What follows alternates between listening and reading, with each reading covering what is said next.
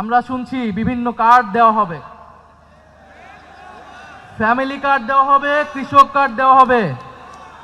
আমরা চাই কার্ড দেওয়া হোক, জনগণ সুবিধা পাক, কিন্তু এই কার্ড জনগণ পর্যন্ত পৌঁছাবে তো?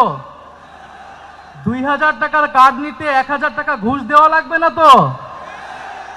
তাহলে ঘুষ, চাঁদাবাজি সেটা যদি আমরা নির্মূল না করতে পারি, এই সকল সুযোগ সুবিধা কি জনগণের কাছ পর্যন্ত পৌঁছাবে?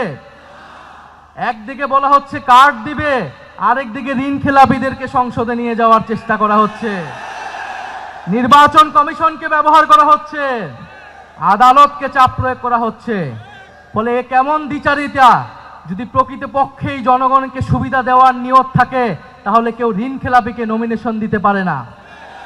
যারা ঋণ পরিশোধ করে নাই তারা সংসদে গেলে আপনার মনে হয় তারা ঋণ পরিশোধ করবে? আর এরা আবারও ঋণ নিবে, এরা আবারও টাকা লুট করবে, এরা আবারও টাকা পাচার করবে বিদেশে। আমরা তো এই বাংলাদেশ চাই নাই, আমরা তো সেই লুটেরাদের বিরুদ্ধেই গণ অভ্যুত্থান করেছি। পরে নতুন কোন লুটেরাদের আমরা ক্ষমতায় যেতে দেব না, বাংলাদেশের জনগণ তাদেরকে ক্ষমতায় যেতে দিবে না। 12ই ফেব্রুয়ারি নির্বাচন সুষ্ঠু হতে হবে। নির্বাচন সুষ্ঠু হওয়া ছাড়া এর কোনো বিকল্প নাই, অন্য কোনো প্ল্যান কাজে দিবে না।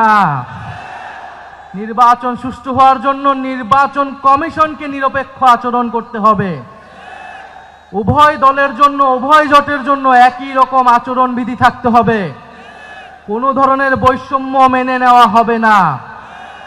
ফলে নির্বাচন কমিশনকে স্মরণ করিয়ে দিচ্ছি, আমরা এখনো মুখে বলে যাচ্ছি, আমরা এখনো মাঠে নামি নাই। কারণ আমরা মাঠে নামবো নির্বাচনের জন্য, আমাদেরকে আন্দোলনের দিকে নামতে বাধ্য করবেন না। দ্বিতীয়ত স্মরণ করছি আমাদের ভাই শরীফ ওসমান হাদীকে। শরীফ ওসমান হাদী আধিপত্যবাদের বিরুদ্ধে, গণতন্ত্রের পক্ষে, ভোটাধিকারের পক্ষে লড়াই শুরু করেছিলেন ঢাকা 8 আসনে। আজকে পুরো সমগ্র বাংলাদেশে এই লড়াই ছড়িয়ে গেছে।